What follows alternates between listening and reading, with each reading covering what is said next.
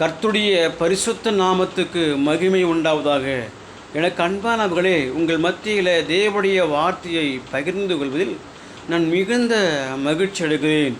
சங்கீதம் 136 தாவீது சொல்கிறார், எப்போது விடியும் என்று விடியற்காலத்துக்கு காத்திருக்கிற ஜாமக்காரரை பார்க்கலும் அதிகமாய் என் ஆத்துமா ஆண்டவருக்கு காத்திருக்கிறது என்று சொல்கிறார். ஆகவே நம்முடைய வாழ்க்கையில் இந்த தாவீதை போல் என்ன பண்ணணும், இரவெல்லாம் நம்ம ஜெபிக்கணும். அதாவது வருஷத்தில் 365 நாளும் இரவெல்லாம் ஜெபம் பண்ணுங்க அப்படின்று நாங்கள் சொல்லலை. ஆனால் மாதத்தில் ஒரு நாளாக வச்சு நம்ம என்ன பண்ணோம், நம்முடைய பிரச்சனைகள் மாற, நம்முடைய கஷ்டங்கள் மாற, நம்முடைய ஆபத்துகள் மாற மாதம் ஒரு நாள் இரவெல்லாம் ஜெபிக்கும்போது கர்த்தர் நம்முடைய ஜெபத்தை அவர் கேட்குறார். இந்த வேதாகமத்தில் யாக்கோப்புன்னு ஒரு மனுஷன் இருக்கிறான்.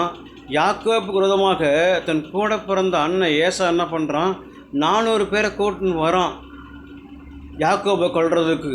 அப்போ இந்த யாக்கோபு என்ன பண்ணுறாரு, இரவெல்லாம் ஜெபிக்கிறாரு.